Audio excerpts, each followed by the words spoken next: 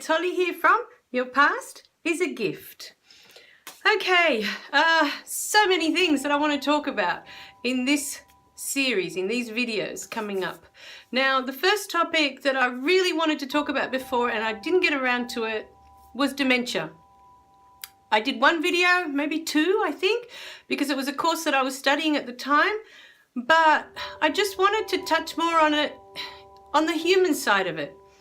Okay, because many of us seem to think that when someone is elderly, okay, and they have diseases like dementia or, other diseases that are more crippling, we seem to think that, that they do things deliberately to annoy us. They make sounds that are annoying, and there'll be repetitive sounds that are annoying, or, they act aggressively. Or there's all these things that come about with the elderly when they have, I'll stick with dementia for now, okay? They can have other diseases and it can manifest in a very similar way. But one of the things that I learned that rang so true for me was that every attempt to communicate, whether it's through a verbal sound, whether it's through a banging of the door, a kicking of the wall, whatever it is that they're trying to express, they're trying to tell you something. Now, the important thing I think to understand with dementia is what dementia is. Okay, firstly, it's a terminal illness.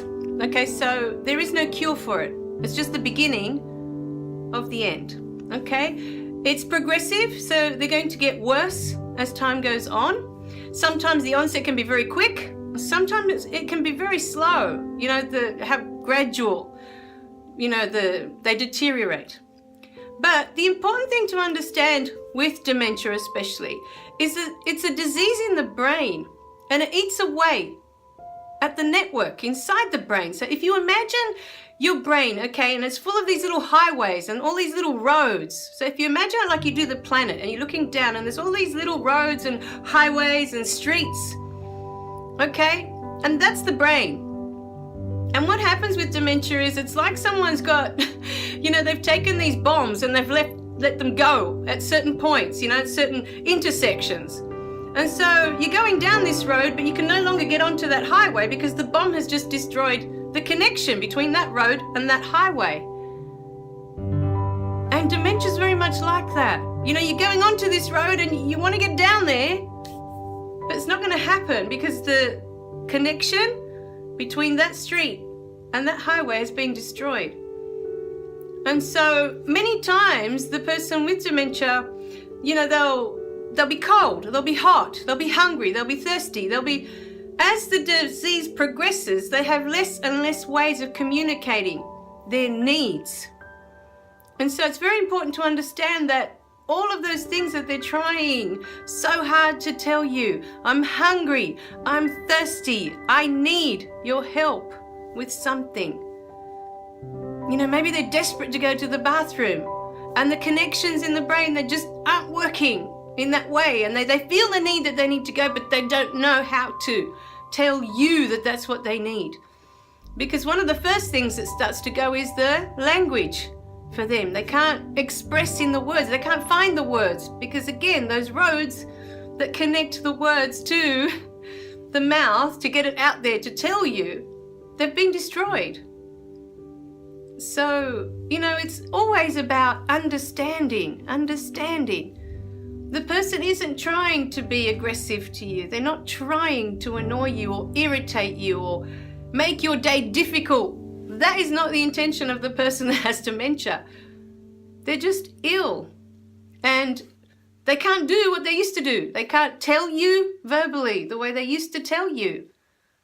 And as the disease progresses, they have less and less ways of being able to communicate with you their needs. Because everything that they do, whether it's a grunt, whether they're repeating the same thing, la la la la la la la la la la, and it's this really annoying sound that they keep doing over and over and over and over. They're trying to communicate to you, but the brain isn't working anymore. So they don't have the words. They can't tell you, this is what I need. Please help me because I can't do it myself. So understanding, most of the videos I talk about is about understanding, coming from a place of understanding what the other person is going through and not always thinking that it's a personal attack on you. Okay? So for those of you out there and you're working with people with dementia, or you just don't understand a family member that has dementia and the way they're talking to you or the way they're treating you, or you feel that they're aggressive, or you feel that they're angry with you, because they've tried to tell you in certain different ways that they need something and you're not understanding. To me, when I've been working with people with dementia, I have the same, it takes me back to when my child was 3 years old and she didn't yet have the words, and she'd want something or she'd need something and she didn't know how to tell me because she didn't have the language yet. She wasn't that developed yet, so she didn't know how to tell me, Mum, I need this, or Mum, I want that. And she'd get really frustrated. I could see in her eyes, in her expressions, she'd get frustrated and start to, express it in different ways, that she wasn't getting what she was asking for. And with the elderly, and especially when they have dementia, and the brain is slowly being eaten away by this disease, and they have less and less ability to do things for themselves and to ask for the things that they need, because the language is one of the first things to go.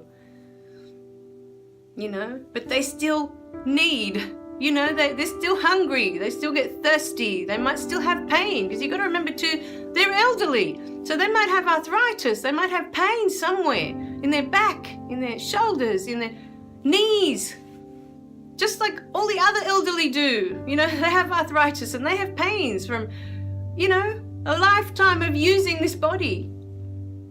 But for a person with dementia, they can't tell you that it hurts and they can't tell you where it hurts. All they can do is try and express it in a way that their brain will allow them to express it. And it could be a tapping of the foot very hard on the ground.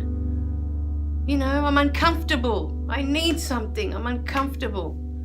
It could be a grunting or a noise that they're making over and over and over in their throat. So just open your eyes and be more aware that sometimes it's not about what the action looks like. That it looks like it's aggressive. It looks like they're attacking you. It looks like they're angry. And so you back off from it. You step away from it. They're trying to tell you something. Always, in every single person, whether they have dementia or they don't have dementia, with their actions and their words, they're trying to tell you something. Always. With the person with dementia, though, you have to remember that their brain isn't functioning the way it used to. And each day, it functions less and less. It has less abilities, less capabilities. Because the brain runs everything, if you think about it. So once it starts to go, all your other functions are you can no longer function normally, because the brain is no longer telling the rest of the body what to do or how to do it. It's not connected anymore. There are bits that have been disrupted. So please, rather than take it as an action of attack towards you, or how it's irritating and it's annoying you, that sound that they're doing over and over, just look at the person and see if you can find out what it is that they need. What do they need from you? What do they need? Are they hungry? Are they thirsty? Are they in pain?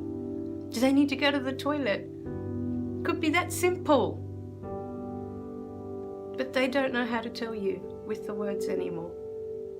All right, my darlings. Also, think to yourself, if it's you and you no longer have that capacity to communicate with others the way you have your whole life, how frustrating would it be?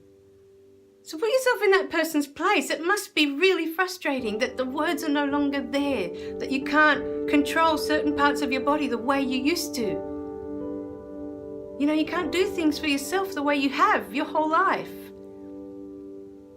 So of course sometimes it comes across as frustration from that person, because they are frustrated. They can no longer function the way they did. But there's still a person in there. There's still a soul inside that person, inside that body, that needs. All right, my darlings. I love you guys. Remember to click like and subscribe below so you don't miss any of the messages. And I'll see you in the next video, okay? Bye for now.